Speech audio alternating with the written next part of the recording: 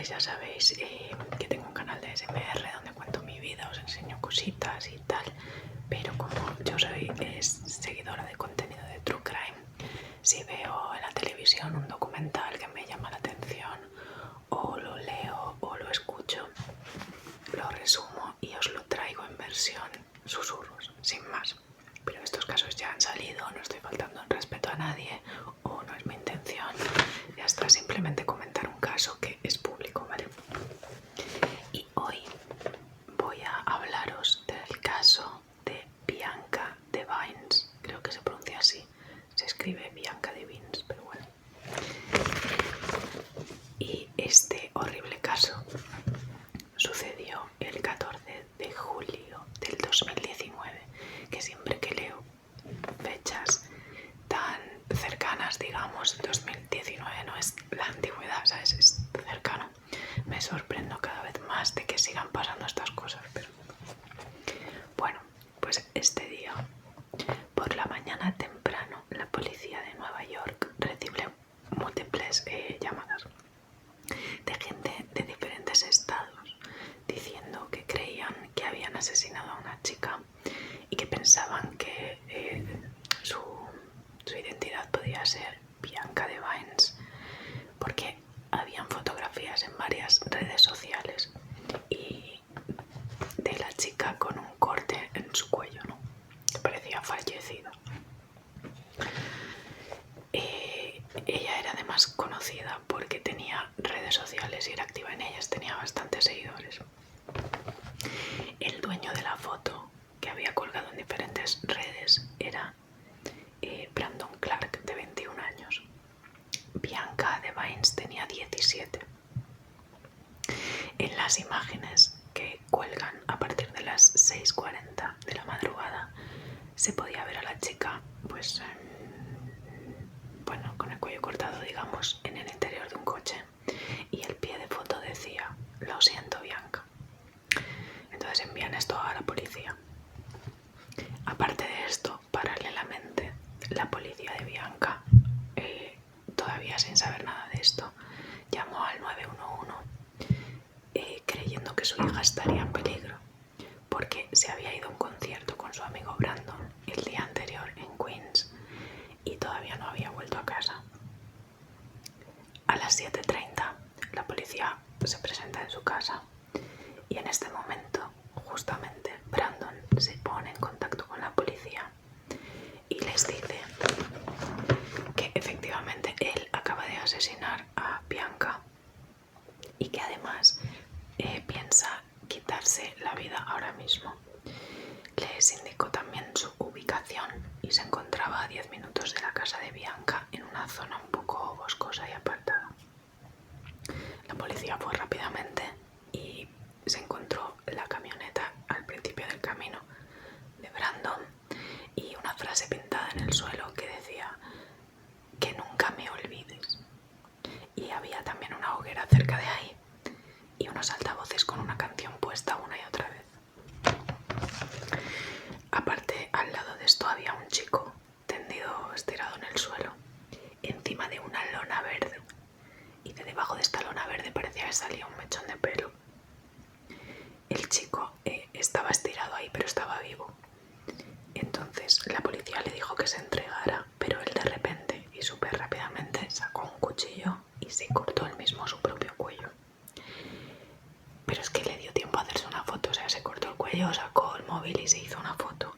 E incluso le dio tiempo a subirla, o sea, entiendo que la foto se la hizo ya desde alguna red social que tenía preparada y la subió a un modo story o no lo sé. Pero la subió a las redes sociales con el cuello cortado.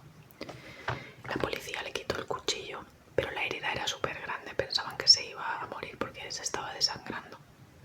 Lo llevaron rápidamente a un hospital y allí consiguieron estabilizarlo. Mientras tanto los que seguían allí en el lugar vieron que debajo de la lona verde efectivamente estaba el cuerpo de una chica y entendemos que sería Bianca, pero hay que identificarla primero, claro, parcialmente decapitada. Uy, perdón, que se me ha caído la hoja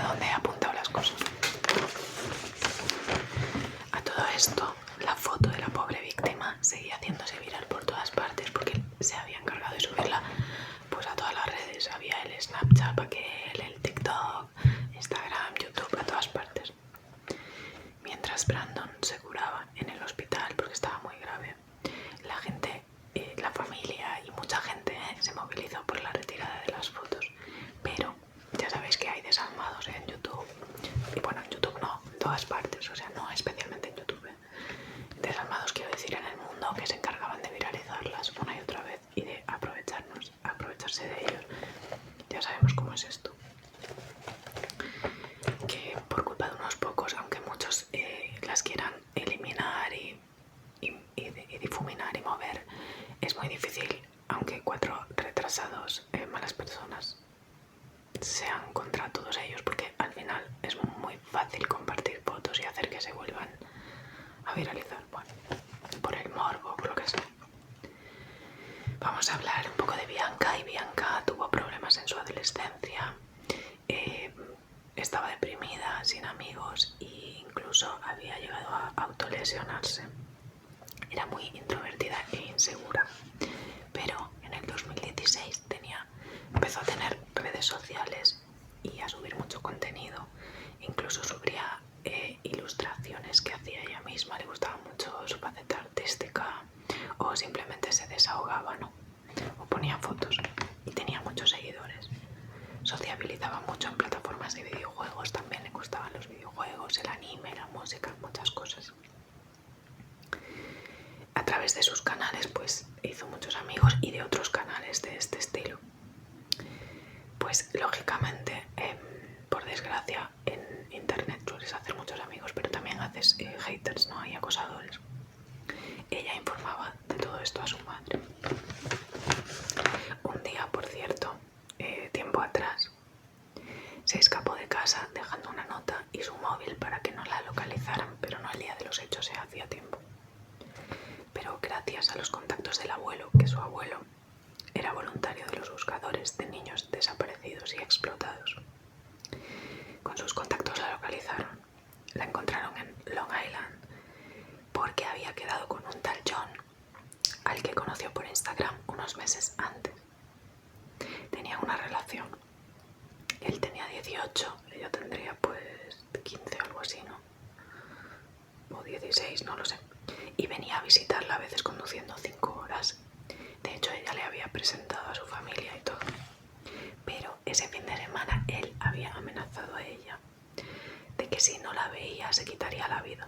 Y por eso ella viajó y dejó todo ahí sin pedir permiso.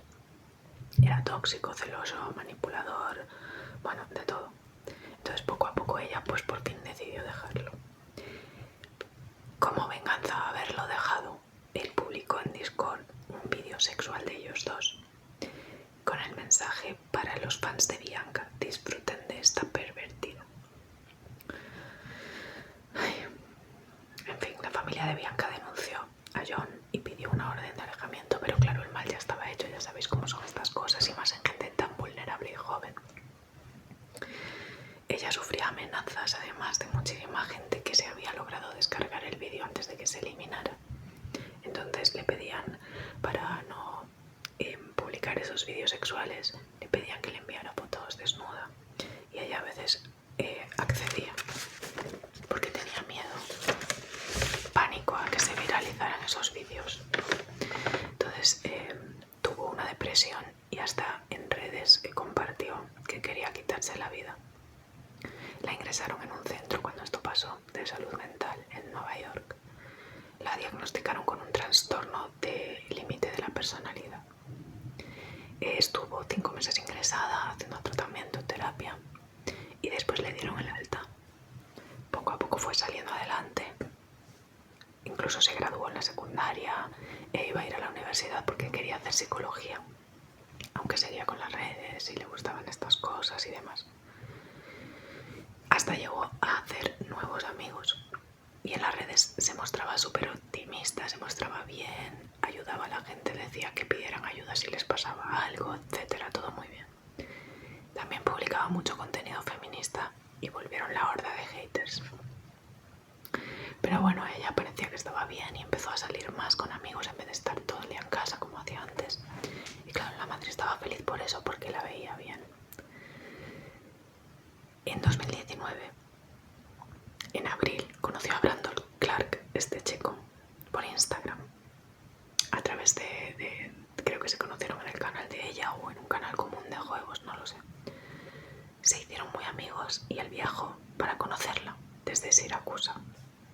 Ella le presentó a su familia y parecía un buen chico, les gustaba. Notaban que él como que estaba enamorado de ella, porque la visitaba casi cada día, le llevaba regalos, de todo, ¿no? Pero ella decía que no, que eran solo amigos y que no tenía intención en tener ninguna relación con él, que le gustaba como amigo. Pero iba mucho con él, también porque le gustaba que era mayor de edad y tenía coche, la podía llevar a muchos sitios y compraba alcohol porque tenía carnet para ella y para sus amigas. Él era quien les proveía del alcohol. Todo el mundo pensaba que estaban juntos, de hecho, porque estaban mucho juntos. Y él le dijo que sí que estaban juntos algunos amigos. El 13 de julio del 2019, el fatídico día, viajaron juntos 4 horas y media para ir a un concierto en Queens. La madre de Bianca les dijo que llamasen cuando llegaran y que volviesen tan pronto acabase el concierto. Con las cámaras de seguridad que había allí en el recinto del concierto y la investigación que se hace, se consigue ver que Bianca en el recinto se encontró con Alex, con el que había tenido conversaciones semanas antes. Y habían quedado en verse allí. Brandon, eso sí que lo sabía. Y unas horas después de esto que recogen las cámaras, que se ve cómo se encuentran y tal, Bianca escribió a una amiga explicándole que había besado varias veces a Alex y que se había enamorado, y también que pensaba que Brandon se había puesto celoso de esto. Total, se debió de acabar el concierto, se marchan para casa y Brandon y Bianca volvieron a casa después del concierto, claro, en el coche de Brandon. Y a las 5 a.m., y se sabe por esto, pararon, o sea, hay pruebas, pararon y él grabó, sin el consentimiento de ella y sin que ella lo supiera, por supuesto, grabó manteniéndose relaciones sexuales consentidas, porque se ve en el vídeo, aunque ella no estaba consintiendo la grabación, evidentemente, pero tienen relaciones sexuales. Media hora después de esto, grabó también una discusión con ella, en el que él la llamaba infiel. Y ella pues le exigió, oye, llévame a casa. Pero él sacó un cuchillo de la guantera y la apuñaló pues en el cuello hasta que le quitó la vida. Acto seguido, fotografió el cadáver y lo subió a Discord con esta frase: lo siento, idiotas, vais a tener que encontrar a alguien más para orbitar. También lo publicó en Snapchat, Facebook, Insta con la frase de lo siento, Bianca. Ahí cambió la frase. Luego sacó el cuerpo del coche, se hizo un selfie junto a ella y también la subió.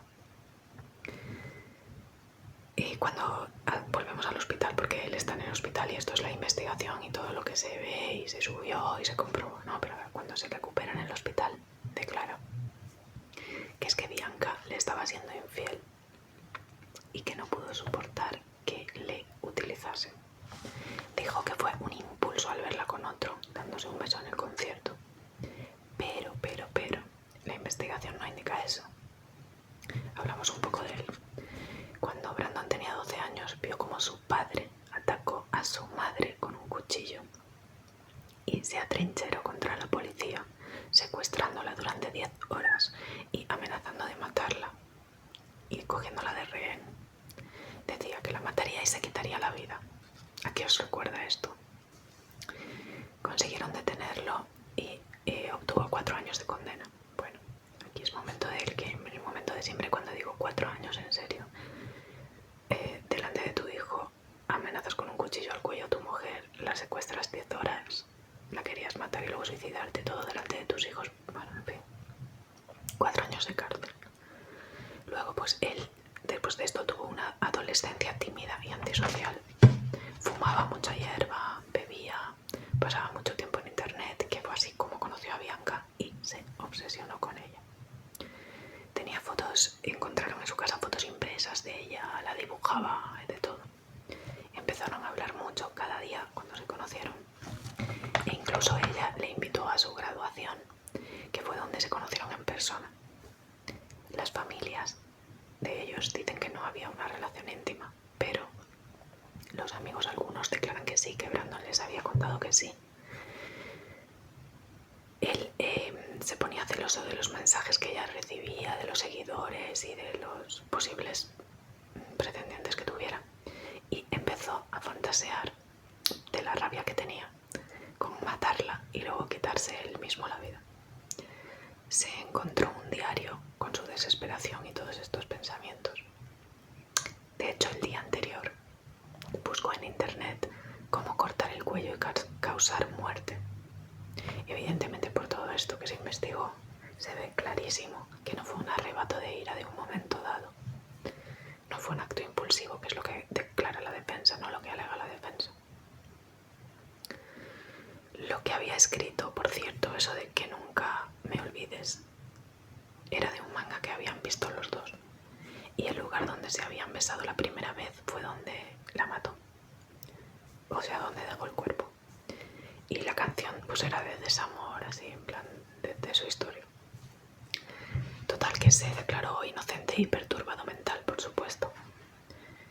Pero después de un largo juicio y de todas las pruebas y de todo, al final se declaró culpable y pidió perdón a la familia. Por ello le cayó una cadena perpetua con 25 años de mínimo antes de pedir revisión, digamos. Que, por cierto, desde la cárcel inició una relación con la bloguera de True Crime, con una bloguera de True Crime. Ella lo intentaba convencer, de hecho, de que se declarase inocente, que volviera a pedir otro juicio y se declarase inocente. Claro, porque así ella tendría mucho más contenido con esta historia, o sea, qué horror. Y gracias por desgracia, pero tras este caso, por suerte no se volvió a declarar inocente ni nada de nada, nada de nada. O sea, le cayeron cadena perpetua con mínimo de 25 años. Y tras este juicio se aprobó la ley de Bianca, que permite sancionar a cualquiera que difunda imágenes explícitas de víctimas de crímenes.